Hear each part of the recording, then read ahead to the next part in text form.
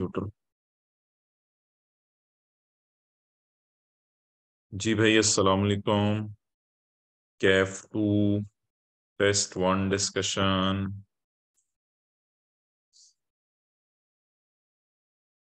अच्छा भाई, रोजेदारो, question number 2 से शुरू करें। फरहीन बाजी is a resident filer. Filer का मतलब होता है कि वो अपनी टैक्स कैलकुलेशन गवर्नमेंट को फाइल करती रहती है, जमा कराती रहती है। And has provided the following information relating to tax year 2020। Tax year 2020 के बारे में उसने ये इन्फॉर्मेशन आपसे शेयर की है। अच्छा जी, बाजी का एक बंगला है। She owns a Bangla situated in Multan. उसका एक बंगला है जो कि मुल्तान के अंदर है। Which was given on rent to Abbas. अच्छा यार, ये आपको अंदर की बात बता दूं, ये ना चैप्टर जो 18 हो, हाँ ठीक है, अभी तो बुक नहीं आई। शी ओन्स, छोड़ें, she owns a Bangla situated in Multan. उसके पास एक बंगला है जो कि मुल्तान के अंदर है। Which was given on rent to Abbas. भाई अब्बास किराएदार है। Under a rent agreement for 4 years, 4 सालों के लिए किराए पे दिया। विच एक्सपायर्ड ऑन 31 मार्च 20। जी हजरात, मुझे लिख के बताएं ये घर किस दिन किराए पे चढ़ा होगा। जल्दी से लिख के बता दें, खुदा के लिए लिख के बता दें ये घर किस दिन किराए पे चढ़ा होगा। इतनी देर मत लगाया करें रिप्लाई करने में, 82 बंदा मीटिंग में बैठा हुआ है। मजाल है कि कोई लिख दे 1 सितंबर। गलत नाजिम, अधूरी बात करते हो। जी, कोई शाहकार आए और आके लिख के बताए ये घर कब किराए पे चढ़ा होगा। 1 अप्रैल 16। 1 फरवरी, 1 फरवरी कहाँ से आ गया? 1 फरवरी कैसे हो सकता है? 3016 कहाँ से आ गया? 1 अप्रैल कहाँ से आ गया? पूरी बात करो जी। कुछ लोगों ने सही जवाब दिया है। अच्छा जी, 31 मार्च 20 को।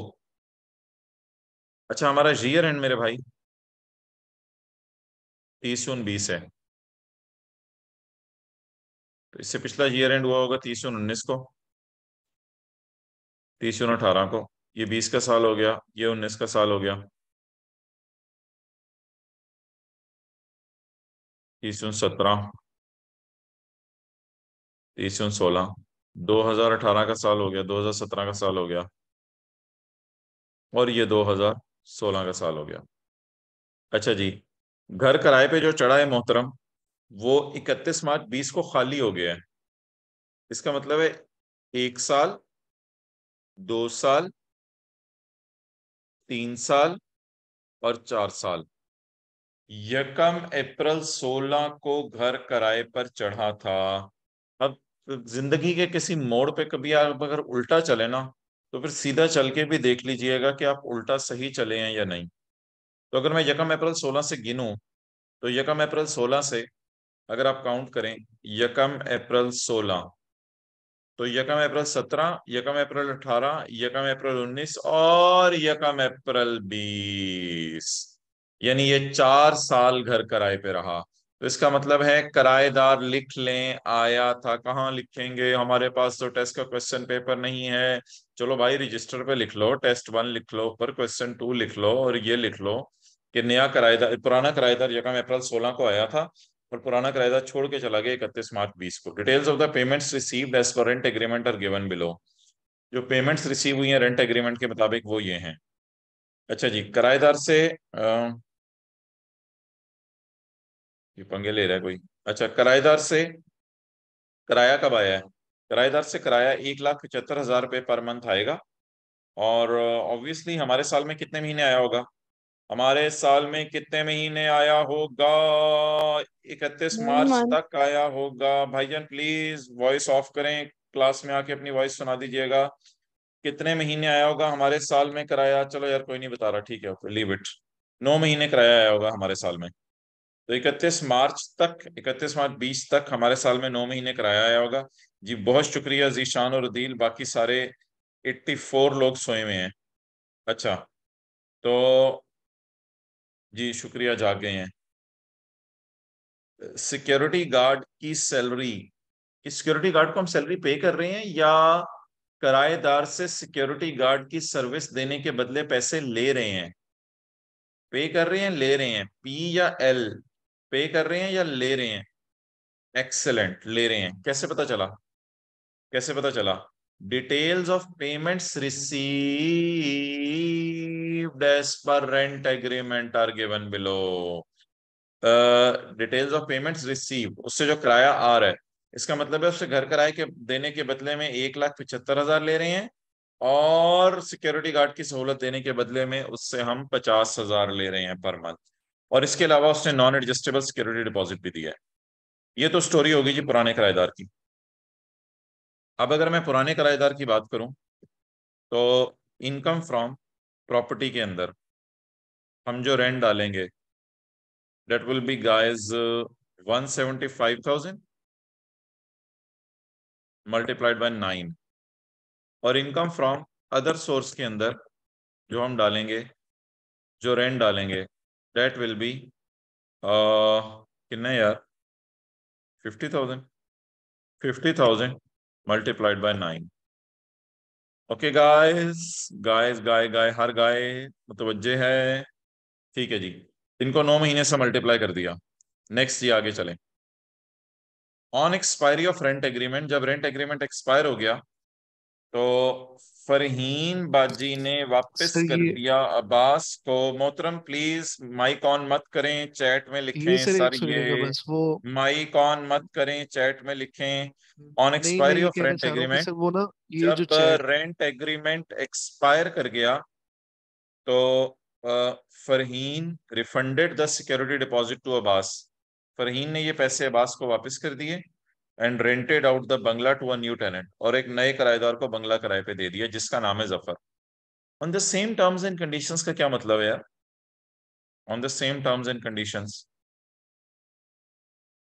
चलिए उससे किराया कितना ले रहे होंगे, उससे घर का किराया कितना ले रहे होंगे नए किराएदार से? एक्सेलेंट, 175। उससे सिक्योरिटी गार्ड की मद में कितने पैसे ले रहे होंगे? 50, 50। अच्छा, मुझे ये बताएं कि उससे, ये 40 वाला कौन है? अच्छा, मुझे ये बताएं कि उससे नॉन एडजस्टेबल अमाउंट कितनी ली होगी? चैट का रिप्लाई एवरीवन के बजाय आपको शो हो के काइंडली। भाई ये क्या डिस्कशन चल रही है? बस हमारा सवाल चल रहा है, उसको करें, कोई सवाल है उसमें से पूछें। अच्छा, तो एक्सेलेंट एक्सेलेंट जी, जिन हजरात ने कहा है कि नॉन एडजस्टेबल सिक्योरिटी डिपॉजिट को 25 लाख रुपया लेंगे, जी बिल्कुल सही फरमाया आपने। नॉन एडजस्टेबल, इसका मतलब है नया किराएदार महीने का किराया भी वही दिया करेगा 175,000। नया किराएदार सिक्योरिटी गार्ड की सैलरी भी वही दिया करेगा, सिक्योरिटी गार्ड की सैलरी के बाद में हम जो उसे चार्ज करेंगे वो भी वही है। और नया किराएदार नॉन एडजस्टेबल अमाउंट भी 25 लाख ही देगा। अब सवाल ये अराइज होता है मोहतरम कि नए किराएदार से 25 लाख आ रहे हैं, पुराने किराएदार को 25 लाख जा रहे हैं, तो देखना पड़ेगा पुरानी अमाउंट किस किस साल में टैक्स हुई। अब हम कैलकुलेशन करने लगे हैं जी नॉन एडजस्टेबल अमाउंट की, जो कि हमने ऐड करनी है इनकम फ्रॉम प्रॉपर्टी के अंदर। चलें ये जरा मैंने खुले खुले करके नोट करने लगा हूं। इनकम प्रॉपर्टी के अंदर हमने नॉन एडजस्टेबल अमाउंट ऐड करनी है। अब इनकम फ्रॉम प्रॉपर्टी के अंदर नॉन एडजस्टेबल अमाउंट ऐड करने से पहले मुझे एक ही चीज बता दें आप, कि जो नया किराएदार है क्या वो 3 महीने किराए पर रहा होगा? जी बिल्कुल, नया किराएदार 3 महीने किराए पर रहा होगा, तो नए किराएदार से 3 महीने का किराया आ जाएगा। अब फड्डा आएगा नॉन एडजस्टेबल अमाउंट का। तो नॉन एडजस्टेबल अमाउंट के बारे में हम क्या करेंगे? नॉन एडजस्टेबल अमाउंट हम देखेंगे नए से आई कितनी। तो मोहतरम नए से non adjustable amount I 25 lakh रुपया। तो जब नए से 25 लाख आई तो माइनस करेंगे पुराने का ऑलरेडी टैक्स्ड, यानी पुराने के जिस पे टैक्स लग चुका है। अब पुराना कब आया था? पुराना आया था 16 में। 16 के साल में 25 लाख 10 से डिवाइड हुआ होगा। तसल्ली से सुनिएगा, फोकस कीजिएगा। 17 के साल में 25 लाख 10 से डिवाइड हुआ होगा। 18 के साल में 25 लाख 10 से डिवाइड हुआ होगा। 19 के साल में 25 लाख 10 से डिवाइड हुआ होगा। मैंने आपको बड़ा क्लियरली बता दिया कि वो इस दिन हमारा जो है वो पुराना किराएदार आ गया था।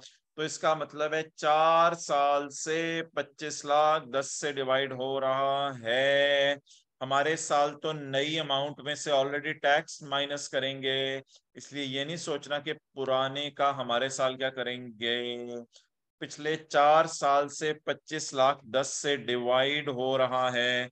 इसका मतलब है 2016 में, 17 में, 18 में और 19 में 25 लाख को अगर मैं 10 से डिवाइड करूं, 2.5 लाख, 2.5 लाख, 2.5 लाख, 2.5 लाख। तो अब पता ये चला मोहतरम दामद बरकातुहुम अच्छे बच्चों कि 25 लाख माइनस ढाई ढाई ढाई ढाई ढाई ढाई ढाई, तो बना 15 लाख।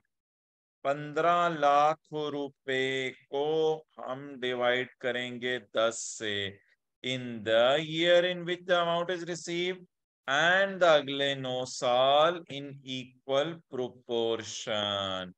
दैट्स वाई हम जो है वो 15 लाख को 10 से डिवाइड करके यहां पर लिखेंगे। मादरत भाई 1 मिनट, जरा वो इशू हो गया है। 1.5,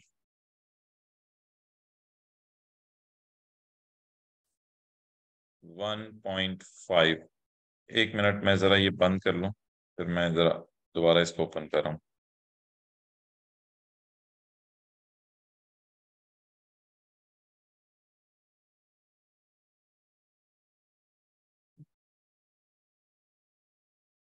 ओके, तो ये जी 1,50,000 जो है वो आपका आ गया। अच्छा, ये कितना बन रहा है? 1,75,000 ज़रब 9 और 1,75,000 ज़रब 3। 1,75,000 ज़रब 9 कितना बन रहा है? चलो ठीक है, किसी ने नहीं बताना, मैं खुद ही कैलकुलेट कर लेता हूँ। 1,575,000। ओके, और 1,75,000 ज़रब 3। 525,000। शुक्रिया भाई आप हजरात का। चलें जी, आगे चलें। अच्छा, आपने इन दोनों को इकट्ठे भी 12 से मल्टीप्लाई कर सकते थे, उसमें कोई फर्क नहीं पड़ना था। क्योंकि one in the same thing. हर साल के आगे 2.5 लाख लिखना जरूरी है? बिल्कुल जरूरी नहीं है दावर शाहिद। आप डिवाइडेड बाय 10 मल्टीप्लाइड बाय 4 कर दो तो भी बिल्कुल सही है। I really appreciate you. Okay, चलें जी आगे। अच्छा भाई, अब फरहीन बाजी ने पे किए हैं 40,000 per month to security guard. इसको हम देख लेते हैं। सिक्योरिटी गार्ड को पे किए हैं 40,000 पर मंथ, लेकिन हम फोर्थ ईयर में 2.5 लाख क्यों माइनस करेंगे? फोर्थ ईयर में, फोर्थ ईयर कहाँ से आ गया? असल में देखें ना, फोर्थ ईयर तो उसने चले जाना है जी। फोर्थ ईयर में जाने वाले की बात ही नहीं कर रहा। आप अगर ये डायग्राम बनाएं तो आपको ये हकीकत खुलेगी कि इसमें ये नहीं देखा जाता कि कितने महीने वो किराए पे रहा था पहले। असल में वो आज यकम अप्रैल 16 का गया हुआ ना, तो जब वो आज यकम अप्रैल 16 का गया हुआ है तो इसका मतलब है 16 के साल में वो 3 महीने रहा। लेकिन हमने तो 2.5 लाख को सिंपली डिवाइड कर दिया होगा 10 से, और फिर 17 के साल में वो पूरा साल रहा, 18 के साल में, 19 के साल में। तो टेक्निकली स्पीकिंग अगर आप सोचें तो ये उसका 5वां साल है स्टे का, 2020। ये उसका 5वां साल है स्टे का। हाँ, 5 साल। अब सवाल कह रहा है कि उस 4 साल रहा, और मैं कह रहा हूँ 5 साल वो रहा। इसलिए 5 साल रहा कि वो किसी साल के मिड में आया था। तो इस साल 3 महीने रहा, अगले साल पूरा साल, पूरा साल, पूरा साल, और आखिरी साल 9 महीने रहा। इसका मतलब है टेक्निकली स्पीकिंग 4 साल रहा, बट 5 अकाउंटिंग ईयर्स पे स्प्रेड रहा। तो जब 5 अकाउंटिंग ईयर्स पे रहा, सॉरी टैक्स ईयर्स के ऊपर, तो फिर 16 के साल में 2.5 लाख इनकम में गया होगा, 17 के साल में 2.5 लाख, 18 के साल में 2.5 लाख, 19 के साल में 2.5 लाख। जी, जिन्होंने ये सवाल पूछे हम फोर्थ ईयर 2.5 लाख क्यों माइनस करेंगे, आप समझ आ गया आपको? जी, जिन्होंने ये सवाल पूछे मैं उनसे सर वो पूछ रहा तो हूँ। 4 साल नहीं रहा। भाई भाई भाई, चैट चैट में लिखें क्या मसला आ रहा है, मुझे बताएं। चैट में लिखें क्या मसला आ रहा है। ये भाई अब्दुल्ला भाई, माजरत यार, रिमूव करना पड़ेगा जो लोग वॉइस ऑन कर रहे हैं। उसने कहा है कि 4 साल बाद एक्सपायर हो जाएगा। हाँ ठीक है, 4 साल बाद एक्सपायर हो जाएगा, मैं इस बात पे कायम हूँ। तसल्ली से बैठ के इस डायग्राम को बनाएं और गिन लें। वो 4 साल रहा है, 4 साल वो रहा है, बट मैं क्या करूं अब? अगर वो यकम अप्रैल को आया था तो वो टेक्निकली स्पीकिंग तो 5 टैक्स ईयर्स में रहा है ना। तो 3 साल का माइनस करें। 3 साल का कैसे माइनस करें भाईजान? 16 के अंदर जब वो आया होगा, तो आप लोग किन चक्करों में है यार? वो क्लास के अंदर जो मैंने सवाल कराया था उसको निकालें जरा। क्लास के अंदर जो मैंने सवाल कराया था, उस सवाल में भी तो ऐसे ही किया था। क्लास के सवाल या आप लोग नहीं कर रहे या क्या मसला है? क्लास के अंदर देखें जो मैंने सवाल करवाया था, उसमें वो किराएदार यकम सितंबर को आया था, लेकिन हमने इस फैक्ट को इग्नोर कर दिया था कि वो यकम सितंबर को आया है। हमने जो है वो यकम सितंबर वाली बात को इग्नोर करके व्हाट वी डिड, हमने क्या किया था, हमने बस पहले साल 6 लाख को 10 से डिवाइड कर दिया था। It's over. बस जाने वाले साल में कुछ नहीं करना। तो नाउ द क्वेश्चन इज कि you just watch this diagram. तसल्ली से बैठ के आपने क्लास के बाद इस डायग्राम को देखना है कि इस डायग्राम मैंने क्या बनाई है। तो वो सवाल चीख चीख के पुकार रहा है कि वो शहजादा जो है वो यकम अप्रैल 16 को आ गया है। चीख चीख के पुकार है, मीन 4 साल पहले आ गया है। तो 16 के साल में 2.5 लाख, 17 के साल में 2.5 लाख, 18 के साल में 2.5 लाख, 19 के साल में 2.5 लाख। अब मैं क्या करूं, 4 साल वो इनकम में जा चुका है। हाँ, हमारे साल जो नए से आएंगे 25 लाख, उसमें से पुराने का 2.5 लाख, 2.5 लाख, 2.5 लाख, 2.5 लाख, यानी 10 लाख वापस में माइनस कर देंगे। सो that was all about it. So if someone has any, जितने मंथ्स हमारे ईयर में हैं वो नॉन एडजस्टेबल अमाउंट को उस पर डिवाइड नहीं कर सकते। खुदा का खौफ करो मुज्तबा, यार ये सवाल आपको क्लास में पूछना चाहिए था। ये सवाल फिर आपको इस सवाल के अंदर पूछना चाहिए था। फिर मैं तो जो क्लास के अंदर पहला सवाल कराया आपने तो उसको ही चैलेंज कर दिया है। यानी जो क्लास के अंदर हमने सवाल किया था यकम सितंबर को आया था, तो आगे जाके हमने इसको फिर कोई 10/12 के चक्कर से गुजारा था। भाई ये मंथ बेस्ड पोर्शन शायद आप अकाउंटिंग की क्लास में डेप्रिसिएशन में करते हो, लेकिन हम नॉन एडजस्टेबल अमाउंट को तो कभी भी ऐसे नहीं करते। तो अगर आप ऐसी बातें करोगे तो मैं तो बहुत परेशान हो जाऊंगा। ये मुज्तबा, जाने वाले साल में नहीं करेंगे सर। नहीं, जाने वाले साल में नहीं करेंगे जी, ये क्या बात कर दी आपने। खुदा के लिए सारे लोग अकेले में बैठ के किसी दिन इस सवाल को करें, जाने वाले साल में क्या हो रहा था। जाने वाले इस सवाल को मैं तो कहता हूँ 10 दफा करें आप लोग। जाने वाले साल के अंदर देखें, कासिम विकेटेड द हाउस ऑन 31 जनवरी 15, जो हमने सवाल किया था जिसमें कासिम ने 31 जनवरी 15 को घर वेकेट कर दिया था। तो जब उसने 31 जनवरी 15 को घर वेकेट किया था, तो क्लास में तो आप लोगों ने नहीं बोला था कि जाने वाले साल में भी करें। तो जाने वाले साल में हमने 6 लाख को बिल्कुल 10 से डिवाइड नहीं किया था, बल्कि ये उसका आने वाला साल था 2013, ये उसका रहने वाला साल था, ये उसका जाने वाला साल था। हमने आने वाले साल में 6 लाख डिवाइड बाय 10 करके 60,000 इनकम में डाला था। रहने वाले साल में 6 लाख को 10 से डिवाइड करके 60,000 इनकम में डाला था। और फिर जाने वाले साल में हमने 6 लाख को बिल्कुल लिफ्ट नहीं कराई थी। हमने जो नए से 9 लाख आया था उसमें से पुराने का 60,000 माइनस कर दिया था। So that was all. जी, जिन्होंने ये सवाल पूछे जाने वाले साल में नहीं करेंगे, अब ये क्लियर हुआ नहीं हुआ? ये बोल ही नहीं रहे, मैं आगे अब कैसे चलूं? क्लियर नहीं हुआ तो भी बताएं, हुआ है तो भी बताएं। ठीक है। अब जिन हजरात ने बोंगी मारे थे और उनको अपनी बोंगी का अंदाजा हो गया, मादरत ऐसा लफ्ज मैंने बोला, तो वो मादरत का एम लिख के भेज दें ताकि हम आगे चलें। तो भाई जो सवाल क्लास में कराया जा रहा है, खुदा के लिए उसको अच्छे तरीके से करें, तो ये मसले आपको नहीं आएंगे। मादरत का एम लिख दें, 3-4 लोग थे नहीं लिख रहे, मैं तो आगे नहीं चल रहा। तो सही तरह पढ़ेंगे। आपने मेरे से क्या मादरत करनी है? असल में तो मादरत इसलिए लिखवाना मकसूद है कि आप लोग क्लास में सही तरीके से पढ़ें। अच्छा, चलें जी आगे।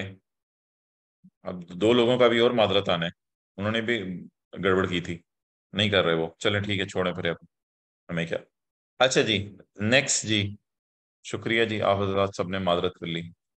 ये मादरत मेरे से नहीं है, और मैंने करना भी कि आपसे मादरत करवा के।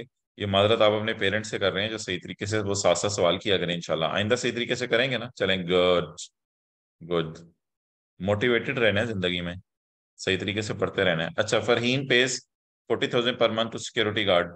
सिक्योरिटी गार्ड्स को 47 पर मंथ दे रही है। अच्छा यार, ये इनकम फ्रॉम अदर सोर्स को फारग कर दो जरा।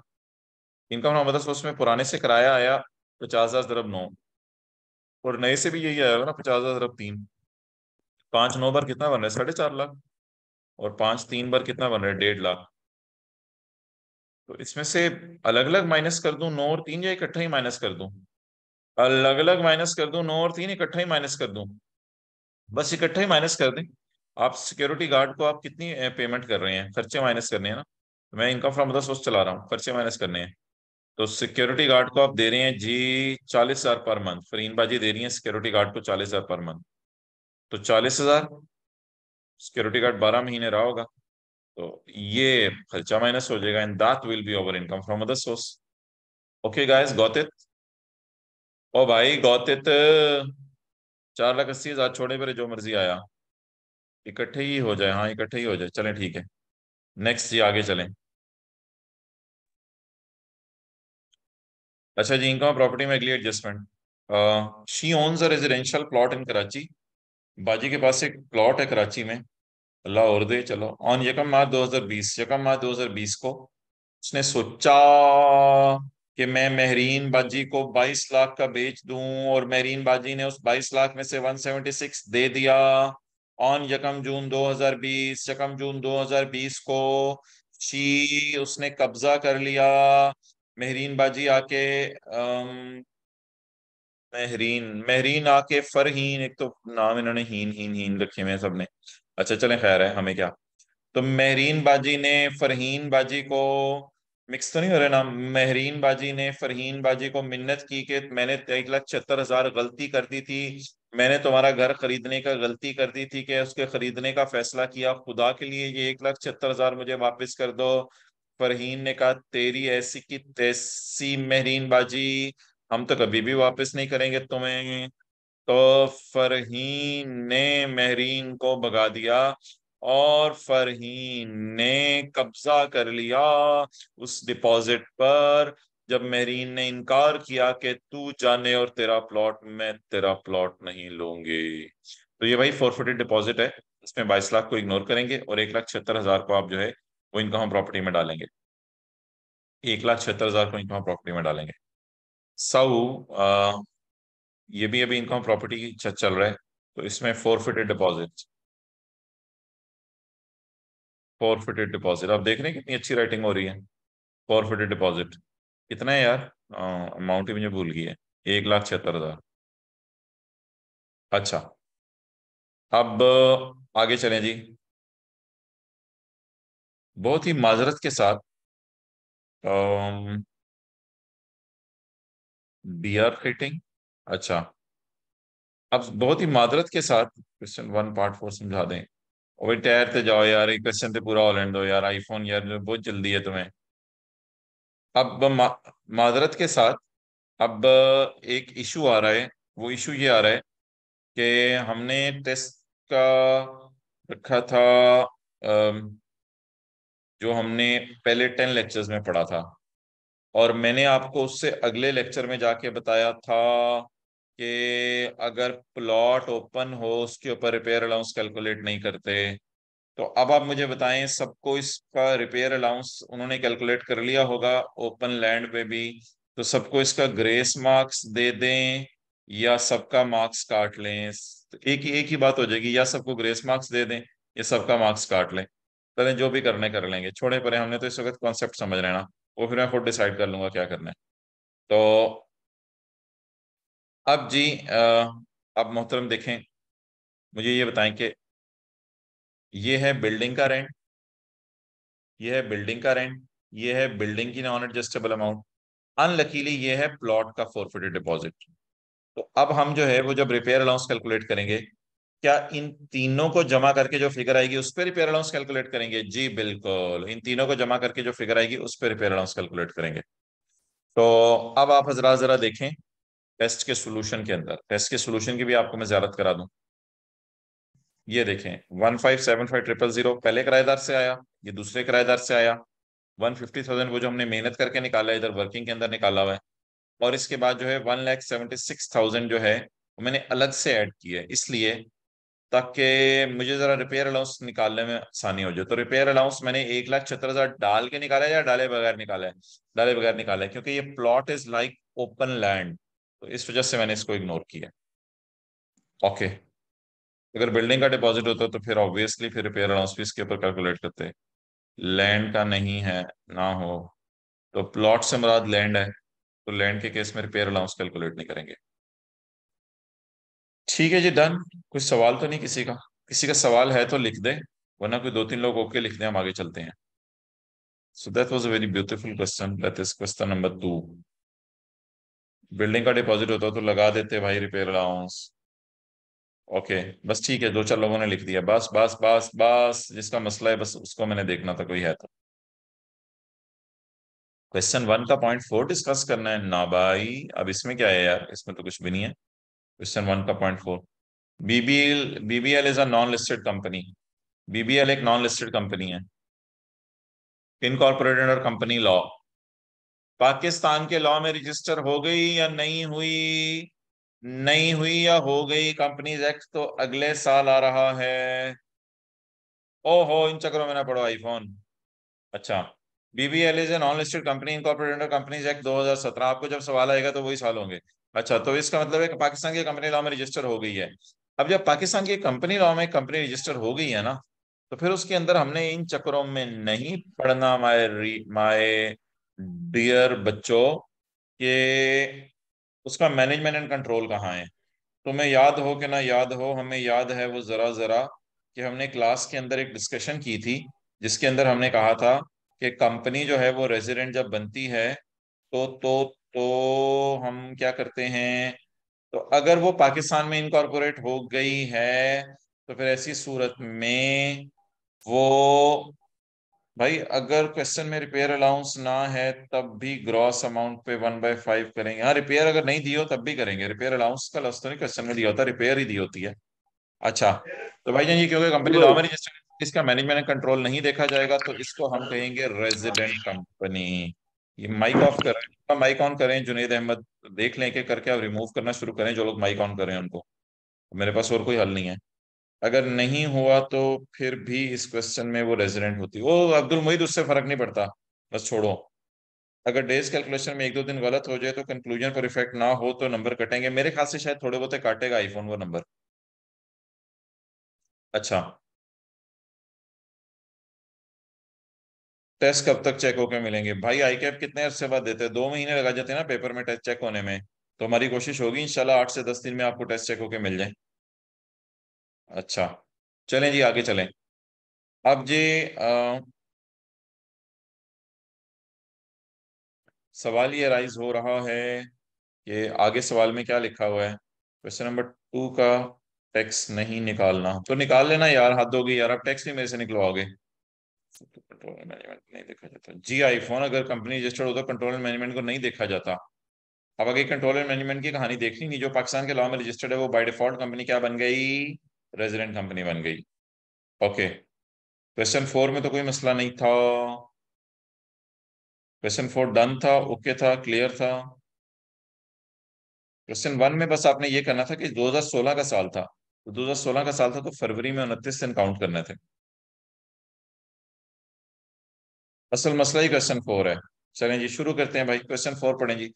Mister Spiderman has rented out his house to mister Benton on यकम सितंबर 2009। यकम सितंबर 2009 को उन्होंने अपना घर किराए पे दे दिया है। अच्छा जी, अब मेरी तरफ से if you want to leave the meeting you can leave the meeting. तो क्वेश्चन 4 के अंदर मेरी नज़र में कोई ऐसी चीज़ नहीं थी। मुश्तबा भाई को थोड़ा इशू आया जिसकी वजह से ये मुझे अब सवाल डिस्कस करना पड़ा है। If anyone is interested in leaving he और she can leave. Mr Spiderman has rented out his house to mister Benton. Spiderman ने टेस्ट रिटर्न करने के बाद डिस्कस कर लिया करें प्लीज। हाफिज मोहम्मद अहमद, ये पॉसिबल नहीं है। इसका हल मैं आपको बता दूं।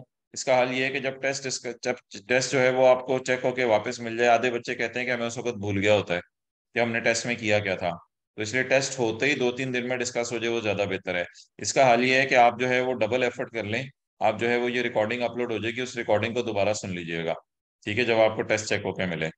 अच्छा, क्लास में होमवर्क दे दिया करें इस तरह के एक दो न्यूमेरिकल जी। जब होमवर्क हम देना शुरू करेंगे इंशाल्लाह फुल फ्लेज न्यूमेरिकल्स तो कर लिया करेंगे इंशाल्लाह। ये जो भी मशवरे हैं अभी क्लास के अंदर दें। अभी ये मुझे जरा टेस्ट की डिस्कशन कंप्लीट कर लेने दे, वरना तो हम पूरा दिन यही करते रहेंगे। अभी इफ्तारी का टाइम हो जाना फिर।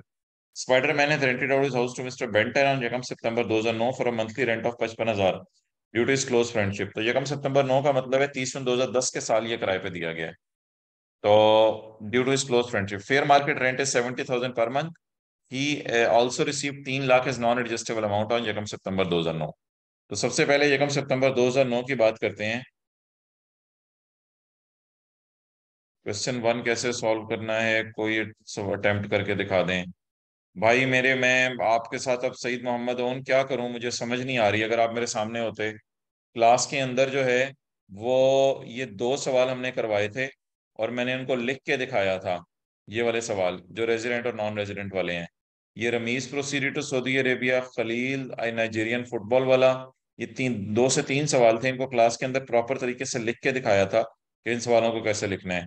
लिख के दिखाया था तो एल आई लिख दें जरा लोग, ताकि इन भाई को भी याद आ जाए कि क्लास के अंदर इनको लिख के दिखाया था इनको कैसे लिखना है। पहले आपने लॉ की प्रोविजन लिखनी है जी, 8-10 लोगों का लिख के आ गया, बस बस बस बस बस बस, शुक्रिया। तो ये भाई इधर आप अगर ऑनलाइन वाले हैं तो क्लास दोबारा ले लें, फिजिकल वाले हैं तो फिर अब मैं क्या क्या कह सकता हूँ इनको, इस साथ साथ जो है वो इन्होंने क्लासें लेनी थी। अच्छा। अच्छा, he also receive 3 lakh as non. अच्छा, जिस सवाल की डिस्कशन चल रही हो ना, अब से ऑनवर्ड उस सवाल से इधर उधर ना लेके जाया करें।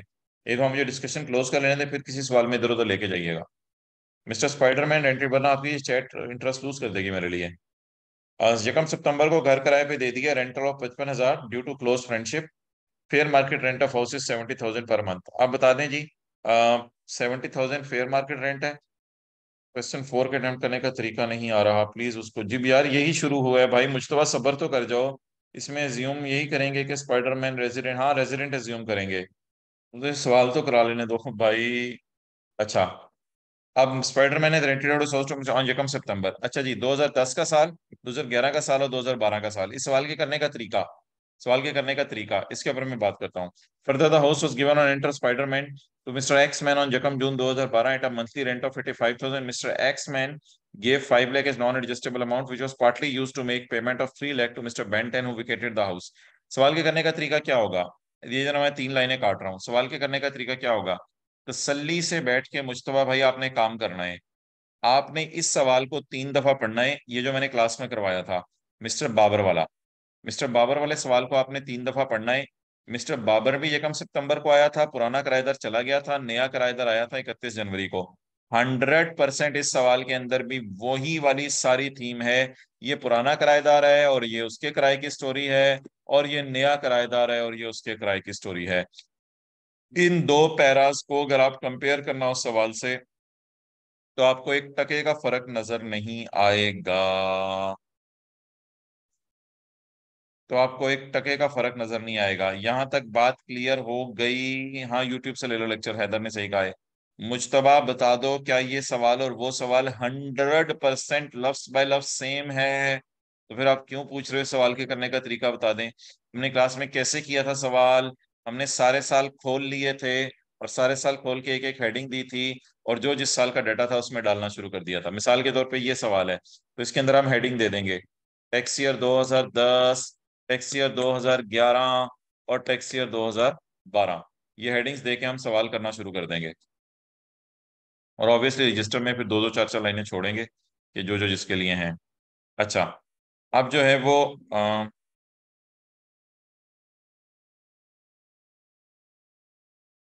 ओहो।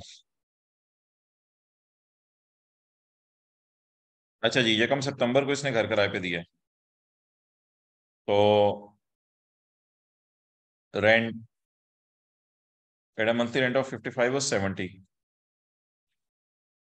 77 को मल्टीप्लाई कर देंगे 10 से। Fair market rent of house is 70। He also receive 3 lakh as non adjustable amount on यकम सितंबर। अब हम नॉन एडजस्टेबल अमाउंट पकड़ेंगे, और नॉन एडजस्टेबल अमाउंट को पकड़ के 10 से डिवाइड कर देंगे, वट एवर द टोटल में बी। अच्छा जी, इसके बाद आगे उसने लिखा हुआ है कि नया किराएदार आ गया यकम जून 12 को। इसका मतलब है 2011 के अंदर पुराना किराएदार ही रहा। तो रेंट को 70,000 मल्टीप्लाइड बाय 12, और नॉन एडजस्टेबल अमाउंट को 3 लाख डिवाइड बाय 10। हाँ, 2012 के अंदर देखें अब नया किराएदार आ गया है, तो 2012 के अंदर हम क्या करेंगे? 2012 के अंदर हम रेंट को ऐसे कैलकुलेट करेंगे, 70,000 मल्टीप्लाइड बाय 11, ये पुराने का, और फिर नए का किराया। सो नए का किराया, further house was given on rent to Spiderman on यकम जून 12 at a monthly rental of 85,000। तो 85,000 इंटू 1 मंथ। अब नॉन एडजस्टेबल अमाउंट का फटा, नॉन एडजस्टेबल अमाउंट का कितना पोर्शन इनकम में जा चुका है? 30,000, 30,000, 60,000 इनकम में जा चुका है। न्यू बंदे से नॉन एडजस्टेबल अमाउंट आपने कितनी ली?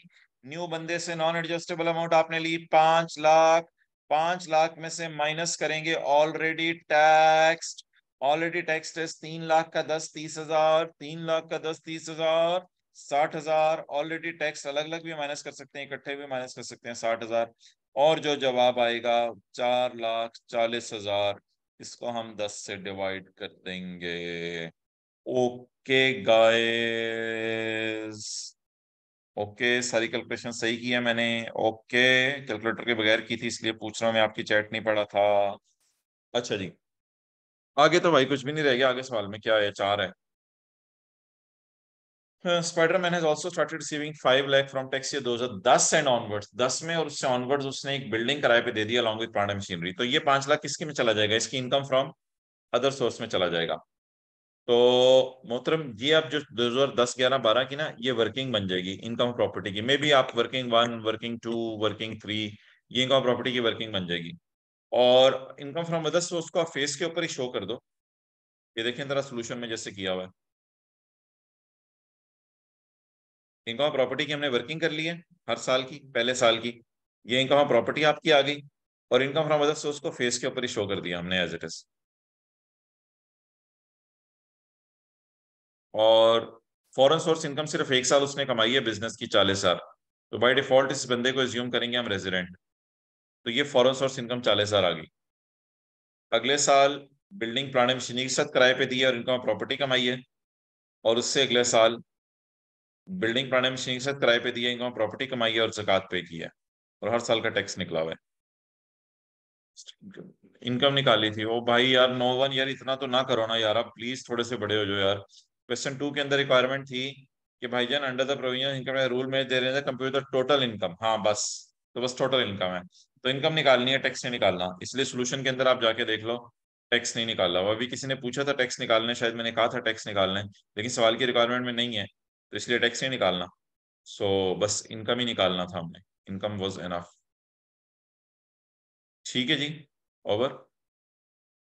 मेरे सारे क्वेश्चन ठीक हैं, शुक्रिया भाई। सब फॉरेन सोर्स इनकम, इनकम हम बिजनेस में आएगी। फॉरेन सोर्स इनकम उसने हेडिंग कोई नहीं लिखी, बस जो भी उसने हेडिंग लिखी है उसी में डाल दो। फॉरेन सोर्स बिजनेस इनकम है, हाँ वो बिजनेस इनकम है। ठीक है जी। चौधरी असद भाई, शुक्रिया आपका। गलती पे गलती के मार्क्स मिलेंगे। और जहरी भाई, गलती कैरी फॉरवर्ड नहीं होती, अगर आपने गलती की आगे उसके मार्क्स नहीं कटेंगे। बस जहाँ गलती हुई है उसी के मार्क्स कटेंगे। ठीक है जी, मैं मीटिंग की रिकॉर्डिंग तो बंद करूँ।